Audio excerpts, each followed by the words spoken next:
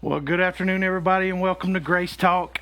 Just wanted to say we're excited about what we are doing, even though we don't know what we're doing with Grace Talk. So, welcome. We're trying to figure out exactly what direction we're going with, and we're excited about this. And this is going to be our very first episode. So we're glad that you have joined us, and we got a special guest with us. Are you excited about this guest?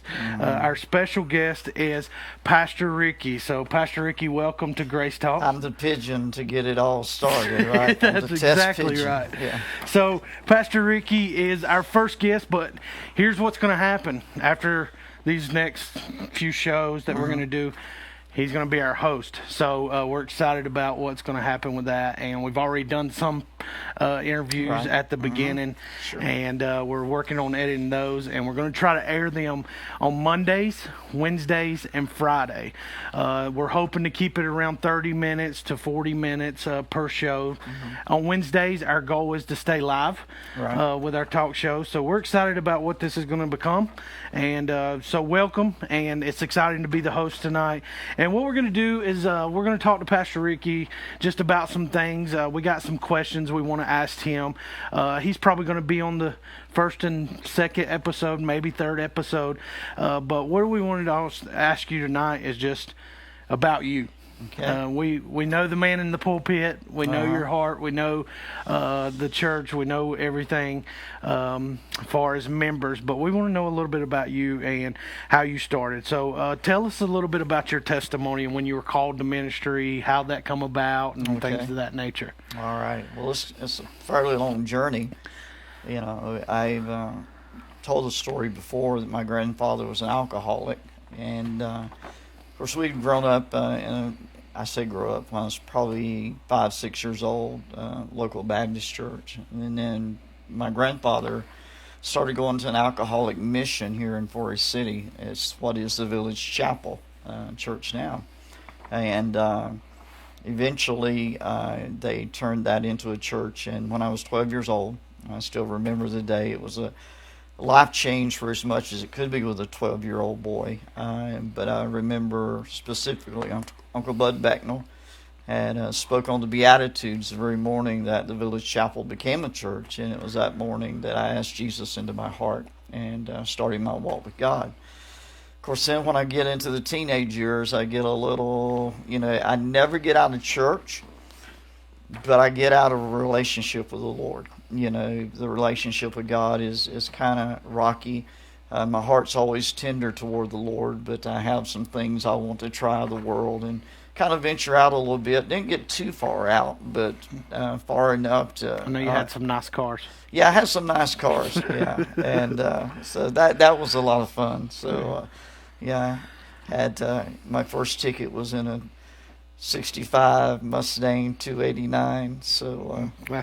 Yeah, nice. It was pretty cool. I'll never forget what happened. I was working second shift in the mill, Cone Mills at Henrietta.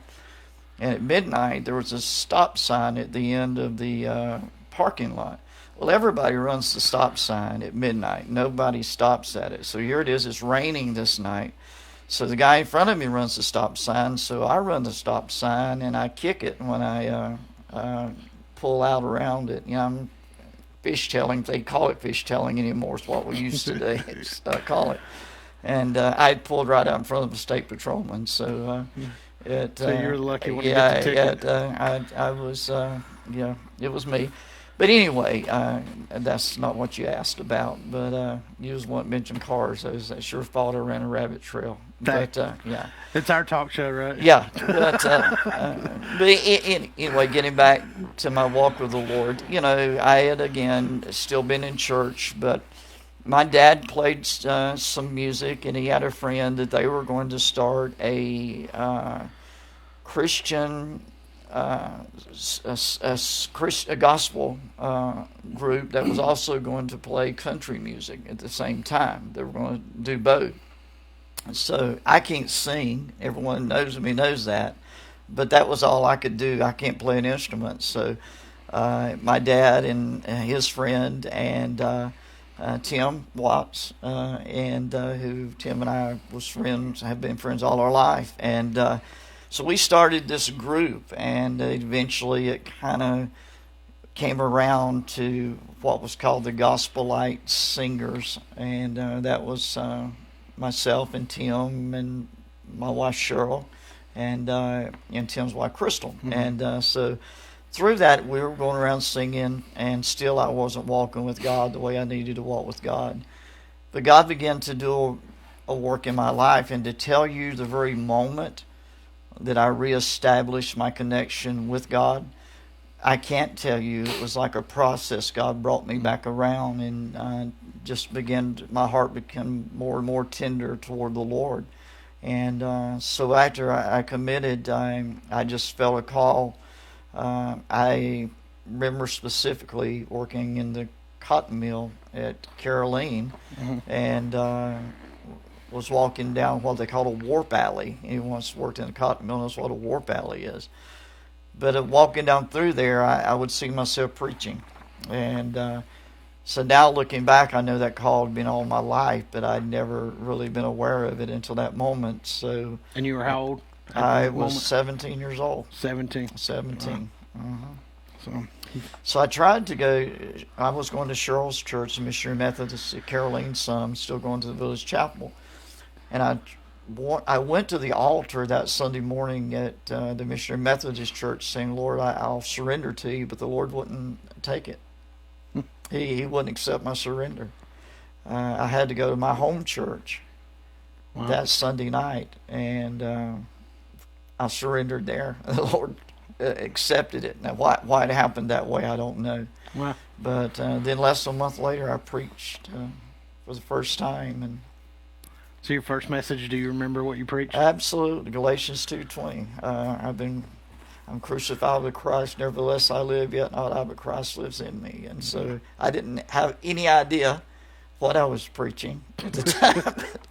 That was just the verse of Scripture God gave me, and I went with it. And so, awesome. Remember it well. So you and Cheryl, you're just talking about Cheryl. So you and Cheryl have been married how long? 44 years. 44 years y'all been married. That's awesome. Yeah. And y'all have Leslie and then Eric, who's already been, who's with the Lord now. Yes. So that was exciting, yes, right? Absolutely. Starting a church too with those, with the families, probably rough, and working a full-time job. It sure was. My first, I pastored in Golden Valley at the Missionary Methodist Church. Was my first pastorate, and I went up to preach a trial sermon, and Leslie was 6 months old. Eric hadn't been born yet. Leslie was 6 months old, and in the middle of my message, she fell off the pew and screamed out loud. So, and they still wanted me to come pastor. But yeah, it was a great two years there with them. And Eric was born while we were there. So awesome. Yeah. And now you have a grandson. Absolutely. That you love. Yeah. That you've been homeschooling this week. Absolutely. Or last week, right? Well, this has been spring break, and so I'll have it the next 2 days, and we're free from schoolwork the next 2 days. Yeah, so, I know we talked a little bit last week that you were glad that God didn't call you to be a teacher Absolutely. in school. Absolutely.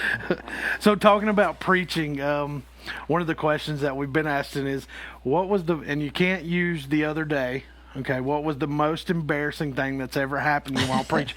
And you can't use, and I'm going to say it, fart phone. Oh, he doesn't use that word. I'll just say that. No. But you can't use that example. So embarrassing moment. Wow. I get embarrassed all the time.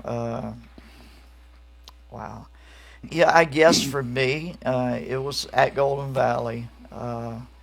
And we were up singing one night. Again, I can't sing, but that was a big part of the church up there. And the guy that was our head deacon at the time, He could sing better than me, but he wasn't an accomplished singer either.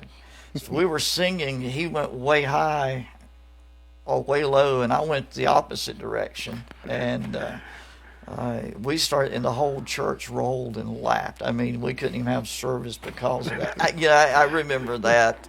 Just a few times, times that I've been embarrassed for other people.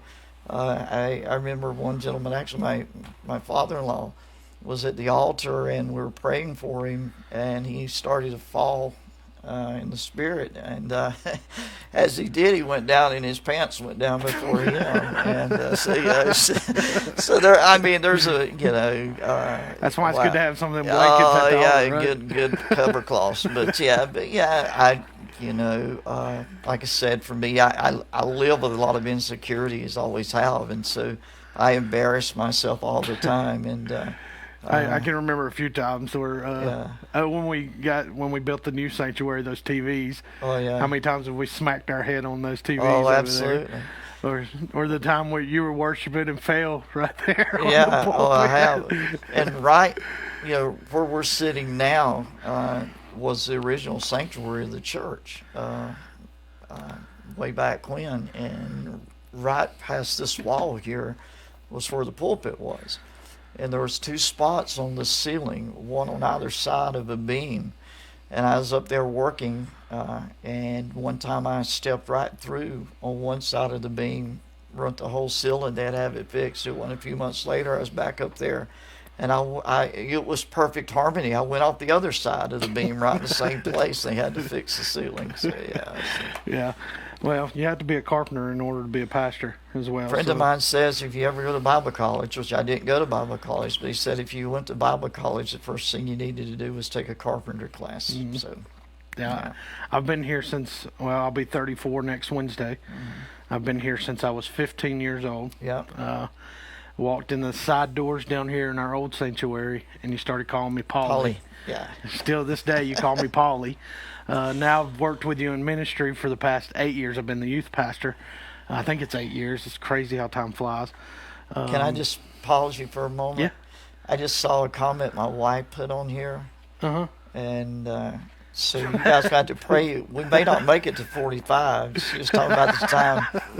I was praying for someone, and my teeth flew out over their head. And so there have been several times that's happened. I forgot about those moments. Thank you, Cheryl, for reminding me. So well, I mean, you've been pastoring, you've been preaching how many years?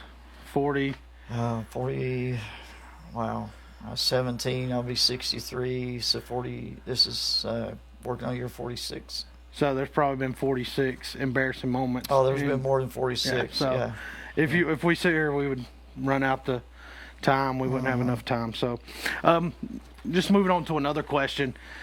Saying 46 years, 47 years you've been pastoring or preaching, what is probably the craziest miracle that you've ever witnessed? Wow, craziest miracle. I think probably, and it was one of the first times I witnessed this, I was on a mission trip in Mexico, and Morelia, Mexico, and they were ministering for this lady who was demon-possessed, and I never really saw a real interaction between, a demon and someone trying to cast them out. And God set that lady free. And then there was another personal for me. I remember a 12-year-old girl that was being lifted. Literally, the gentleman would almost make 2 of you. And she was lifting him off the bed and growling. And God set her free that night. So we saw that personally. For me personally, I've never been real sick, but a real time in my life, I had a sore throat. I went up to be prayed for. Pastor Howard Harden was my pastor at Caroline, and he prayed for me, and he said, "You didn't get it, did you?" I said, "No, sir, I didn't." He prayed for me again, and immediately that sore throat left. Now, it may be little to some people, in the light of what some people are walking through, but for me, it was a real... Well, those moments, that's when you build the faith. Absolutely. Mm-hmm. That's the little things that matter the most. That's so true. If you could have lived in one time of the Bible in one of the stories in the Bible, when would it have been? Oh boy, I remember asking the other guys this. And, so, wow. There's so many things I always say when I get to heaven, I want to check out the video of this. But I think the children of Israel going into Jericho, just to see them march around that wall 7 times and to see the wall fall, and a lot of Old Testament miracles and things when the sun stood still for Joshua, and the times that God would give them victories. I mean, that was great. But then to watch Jesus and to see the miracles that he did. But to be honest with you, I think we live in the most exciting time that there's ever been, because I think the generation that's going to welcome him back to the earth. So, So, I mean, that's hard to pick just one. Yeah, it really is hard to pick just one, So little personal things about you. Okay. Food. I know, we all know you're a picky eater. They call you Picky Ricky. Oh, yeah. But if there was one food that you say, I can't stand, I don't want to see it, I hate it, what would that be? If it's green. If it's green. But you eat green peas. I like little green peas, but anything else green, I just... and I don't like casseroles of any type, really. Oh, wow. But... see, when I say I don't like anything green, I don't eat peas. I don't eat nothing. I have started eating broccoli. Yeah. So I like broccoli casserole. I'll eat my green peas. You eat the broccoli. Yeah, that'd be good. Okay. And I don't like mayonnaise either. So yeah, I can handle mayonnaise. Yeah. So what's your go-to snack? My go-to snack. Wow. My mom has lived with us now for 10 or 12 years, and we have an assortment of little Debbie cakes all the time. And so probably, oatmeal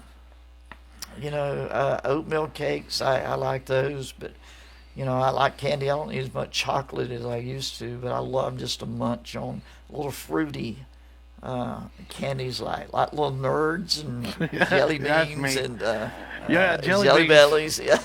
Yeah, we know about your jelly bean story on the men's retreat. You want to tell people about that? Well, it's just I love Jelly Bellies, and I went to this sugar store at Myrtle Beach, and I wasn't really thinking about. I just saw that, hey, I can get all kind of flavors of Jelly Bellies, and so I went and got this plastic bag they had, and I was just going to all these flavors that looked good, and I get up there, pay for them. What was it? About $40-$50 worth of Jelly Bellies I had.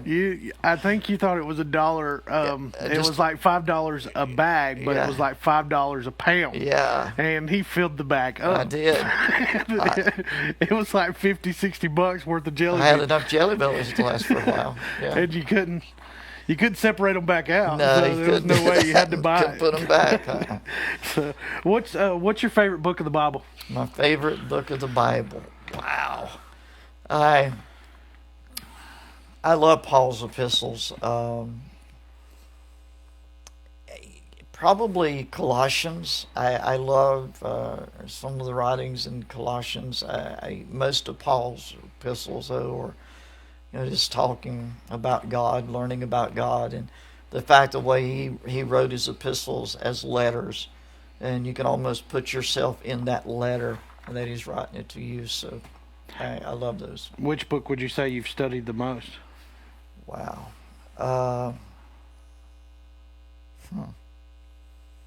Never thought about that question.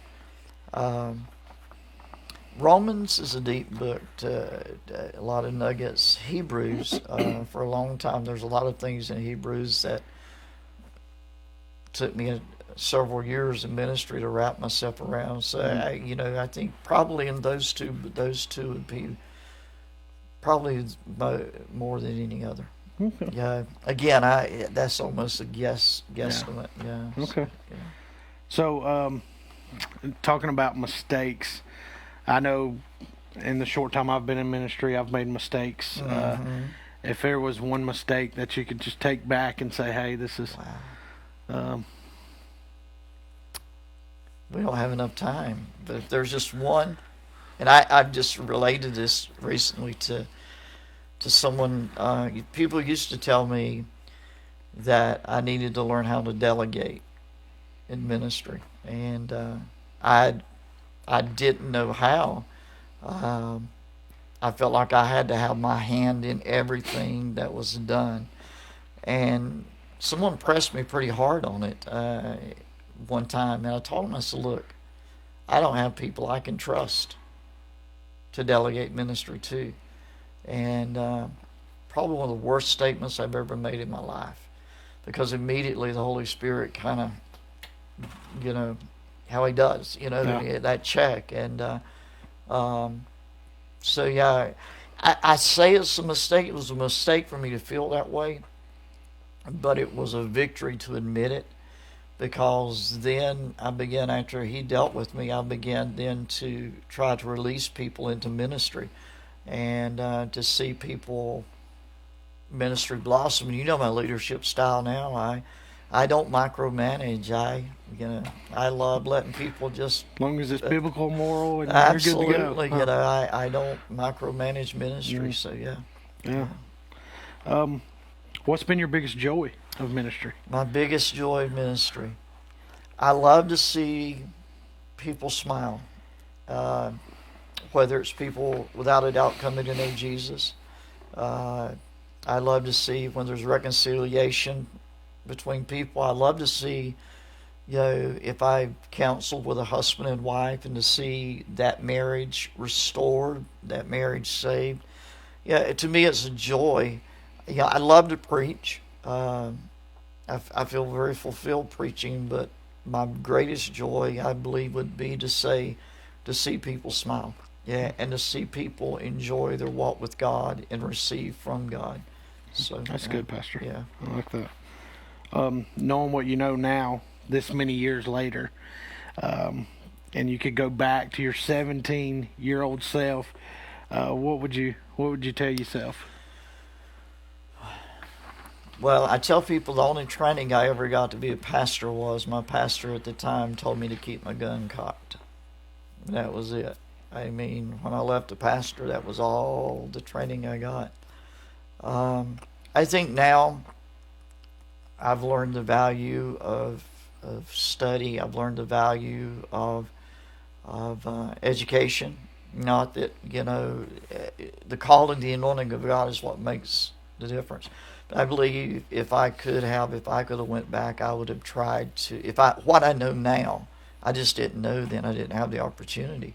But I think I would try to educate myself in the ways of ministry and things. I get around people now that's been to Bible college and just right out of Bible college, and sometimes I feel that they're in some ways a long ways down the road in front of me in some areas, just because it's things I never knew. When I first heard of homiletics and things like that, I thought it was agricultural terms. I had no idea it's talking about things about ministry. But yeah, again, the call of God, spending time with God, and I think that would probably be my number one. Learning would be the second. Would make sure that that's something I've always tried to do. But make sure you stay sensitive before God, because there again, you can't give out what's not in. So.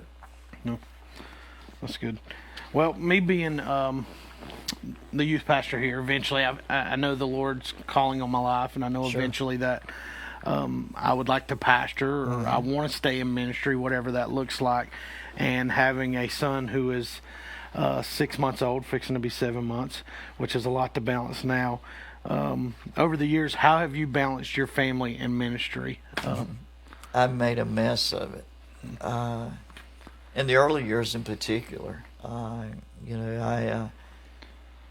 didn't know what it was to say God, family, and ministry.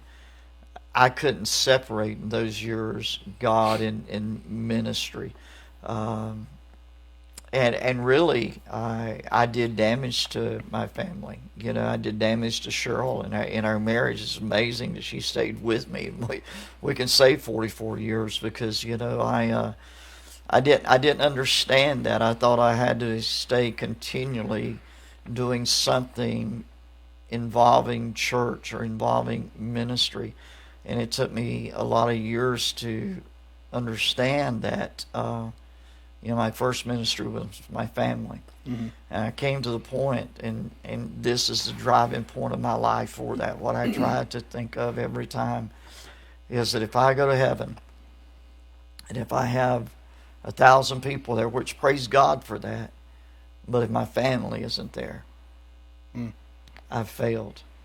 Wow. And so, my goal is to try, and I'm still a work in progress. It's still something that there's such things that was ingrained into me in the early years. It still sometimes is a struggle, but I didn't know how. I didn't have a mentor to sit me down and say, "Hey, you need to take time with your family."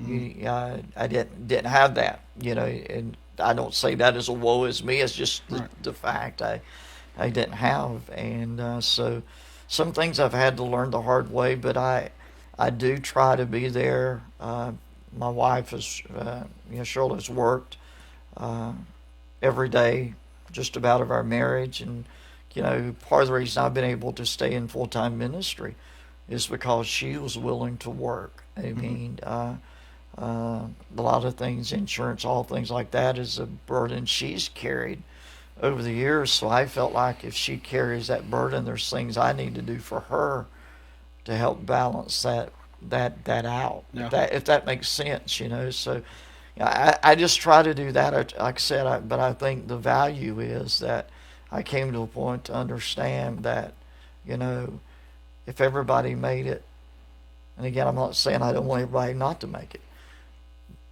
but if they made it and somehow I failed my family in that, then I don't feel like I could say ministry had been, I can't say with Paul, I finished my course. Yeah. Wow, that's good.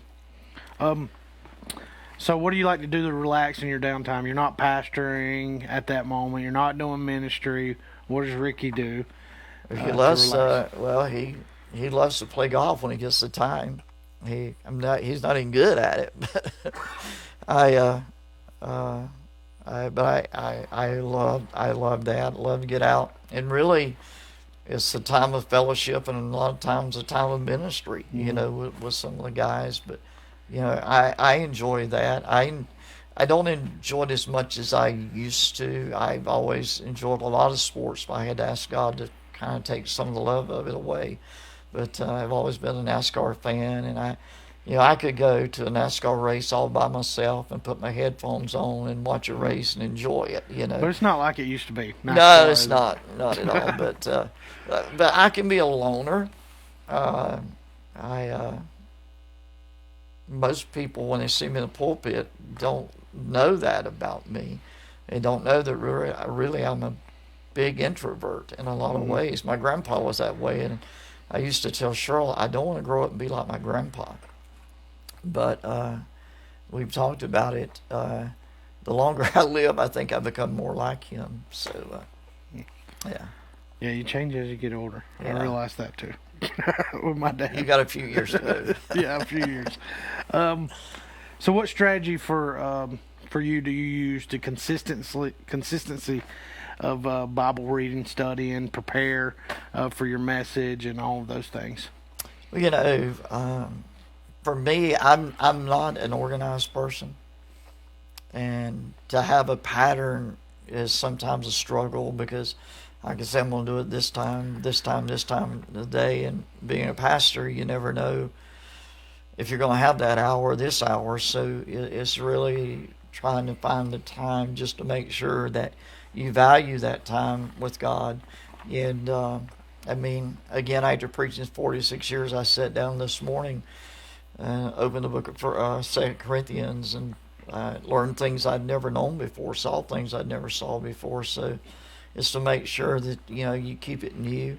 And for me, as far as preaching, when I step out of the pulpit on Sunday morning, now sometimes I'll do Wednesday night. I do a lot of discipleship teaching on Wednesday night. But as far as the message, I'll step out of the pulpit on Sunday morning already hearing from God, meditating before the Lord about what He has for next Sunday. So I live it. Yeah, a lot of people say, I remember when Katie first came to our church, the first thing she said was, what time does your church end? Because we start at 10:30 and we usually don't get out till 12:30, which most churches, start at 11, get out at 12. But one of the things that we don't have is Sunday night, which I might get beat for this, which we love. Because I think it's important for that afternoon for us to spend time with family. Plus, we're in church that morning for a while because we take a look care of all of our prelims, all that stuff, worship for a while, and then we have Wednesday night. Me only being new to ministry, I don't know how some pastors, and Monty was talking the other day, and Paul Lane about had to preach Sunday morning, Sunday evening, and Wednesday. I don't know if I could do it. Yeah, I did it for years, and I'll be honest with you, I felt like I was giving leftovers. I really did. I felt like I was serving leftovers because life is busy, and life is busy for families. And I would see our people that were really dedicated here, particularly when you got a season that started in October and went through December, getting ready for Christmas and other special times during the year. And those same families were here on Sunday morning, most of the afternoon on Sunday, and then back on Sunday night. And I'm not saying it's wrong to give God time, because I believe all time belongs to God if that's what God is asking for. But what I began to see in that, there was really no time to give them for family time. And again, the more I realized it, and particularly when Chase came along, of course we'd already started that before Chase came along. We didn't start it because of Chase, but I valued the time that, we can have because we love doing things, with him, whatever it might be. And our lives are like that. And so I just felt like it was something for families. And I believe this. And again, I know there would be some that would see it different, and that's fine. But for us, I felt like it brought a freedom to our Sunday morning services when we decided to change the schedule of our church. And again, I'm not saying that's not for everyone, but for us, it brought a freedom for us that I don't think we'd saw before. So. Yeah, I think so. I like it. I mean, we do have some Sunday nights. Oh yeah, stuffs where we do our night of worships, gatherings, and things like that. Just a few more questions, Pastor.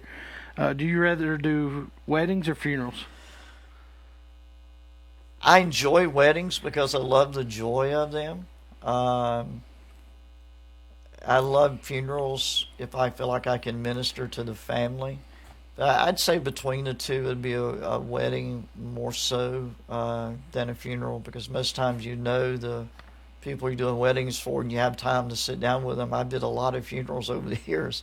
I had no idea who the person was if someone asked me to come and do that. And those type of funerals, I love being able to minister to people I don't know in that way, but it's really, those are difficult to do. Now, someone who's graduated to heaven and we can celebrate their life, it's different. But I guess a wedding, the only thing in a wedding, you want to make sure you don't mess up, because it's a special time for a couple. So there's pros and cons both ways, and so So a mentor, who's somebody you looked at while you were starting out ministry, or even your entire life? As a mentor, growing up, my pastor and wife, Harlow and Annie Arwood.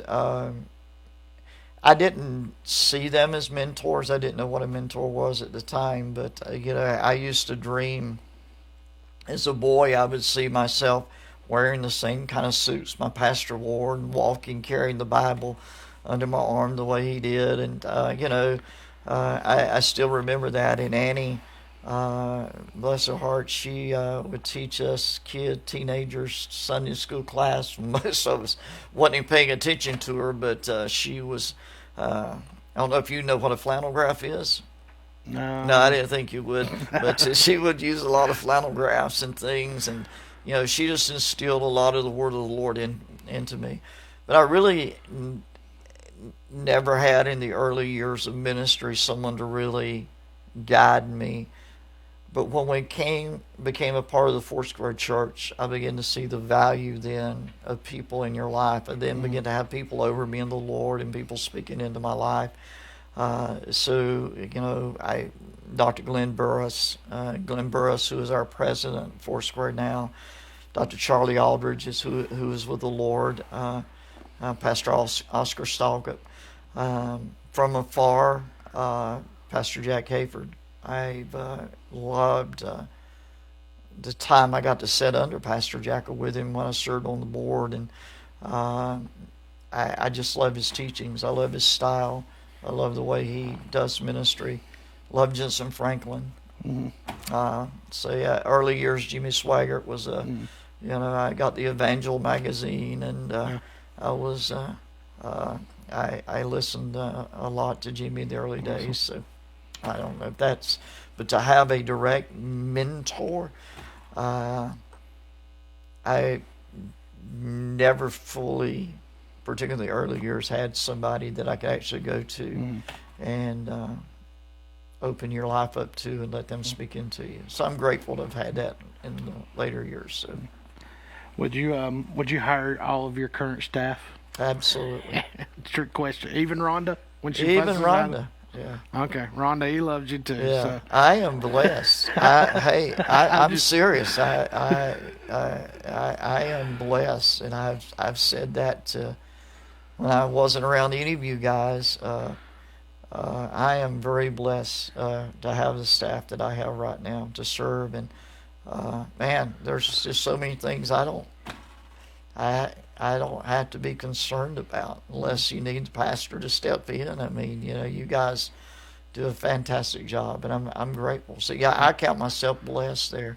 Good staff, good counsel, good church. So yeah. It's hard during all this mess right now, not being able to see your family. It is. Because we consider our church family absolutely a close family. It's not just a distant family. It's not the third cousin. It's people you spend most of your time with, most of your life with, talking and spending time with. What do you look forward to most when this is all over? Hugging necks. Yeah, I think just being back together, hugging necks, loving on one another, and I love corporate worship. Yeah. And I can't wait to get back. I've told you, first service, all I want to do is just worship when we get back together. And so you hear that, Angel? Yeah, be prepared. Yeah. I love, I believe although Angel is our worship pastor, I believe I'm the worship leader. Yeah. I didn't know that for years, but a friend of mine, Farrell Emmons, that pastors in Cornelius, I heard Farrell say one time, he said, if I'm not the worship leader of the church, they won't be a worship leader. And so, I believe I had to take, and I do try to do that. I love to worship. I don't do it just to lead. I love to worship, but I'm looking forward to that. So. Well, I think it's going to be a big celebration. Oh, it's going to be great, man. And I'm looking forward to it. Last question I asked you is, you're fixing to be 63. Yep. And about 2 weeks from today, as a matter of fact. 2 weeks from today. Yeah. Me, my dad, you, Robin, or several people. April was a good month. April's a good month, man. I'm telling you. Yeah. So, what's next for Ricky? I know you've said you wanted to preach till 65, 70. Not really sure. So, what are you playing after ministry? I don't know. That's an honest answer. I thought for a long time that if I ever stepped away from full-time ministry, I'd love to work in a funeral home. I kind of went away from that just a little bit. I'm not sure. So I honestly don't know. I could see you doing it. Yeah, well, there's things about that I feel like I could, but I don't know. I guess if when the day comes to not be a full-time pastor, in our Foursquare denomination, there's not as much opportunity for a interim pastor or fill-in pastor, so I wouldn't mind doing some things like that, because I love the preaching side of pastoring. I love that side of loving people. It's the administrative side that I really, sometimes that's not my strong point, and it's the side that I think I'll be glad one day not to have to do. So, Yeah. yeah. Well, I know one of the things you love is visiting hospitals. Absolutely. And those that are in rest homes and homes, because you spend a lot of time doing that throughout the week, which right now you're not able to do. Right. So I think you make a good care pastor. Yeah. Yeah. Well, I love that. I do. Again, I think that's a part of bringing joy to people. Yeah. You know, I did 10 years of chaplaincy ministry at the hospital and loved most of it. There's some that was real challenging, but for the most part, I loved it. So, yeah, I've always enjoyed days of. There have been some days that I've been to Charlotte, to Spartanburg, Asheville, all same day, and you know, I believe this. I know some pastors don't do that. I don't know how much time we've got left, but you know, say that I'm not going to visit you if you get sick. But I've always felt like there is a side of ministry that is the call of God in your life to preach. Mm-hmm. But there's also a vocational side of ministry. Yeah.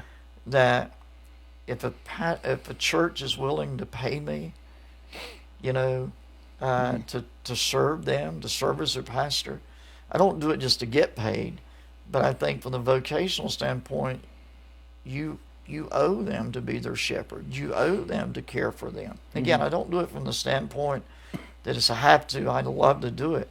But yet I just feel like there's a vocational side of ministry that sometimes some pastors miss the vocational side of ministry. Yeah. They love the paycheck, but they don't care about the vocational side. So, right. Yeah. Yeah, well, you know, I always say for myself, people correct me, but I always say I'm not the greatest speaker in the world, which I know I have a lot to learn, a lot to go. Yeah, fine job. But that's the part I love the most. When I became the youth pastor, it was community, building community and loving one another and being there for one another. And that's what we try to do, and that's what we try to create. So I think that's the most important when you're together and you do life together is when you grow in ministry. I think my greatest hurts is when I see people that feel the disconnect. Yeah. Yeah, and disconnects happens, and I don't like it when disconnects happens, but I love it to see when the connection happens. Yeah, absolutely. Yeah. Well, Pastor, I want to say thank you, and I'll say it on behalf of the whole church. We're grateful to have you as our pastor. I'm grateful you let me pastor. Yeah, you know, I know you're going to interview me eventually, but we got a lot more. But I'll go ahead and say, you know, you've been a mentor to me, and it's been an honor and a privilege to be able to sit up under you. And you see all the comments and the things, and this is hard for all of us. And I know it's especially hard for you. Not being able to be with your church. I seen a video yesterday where a congregation put pictures all out on the pastor, and I couldn't imagine, you know, not being able to see your family because the church is all you got sometimes. And so thank you for everything that you do. And I need to tell the seniors I will see their face tomorrow night on that Zoom call. Yes. He's look, seniors, you got to get on that Zoom call. He's looking forward to that. That's right. He's talked about it, so please get on that Zoom call.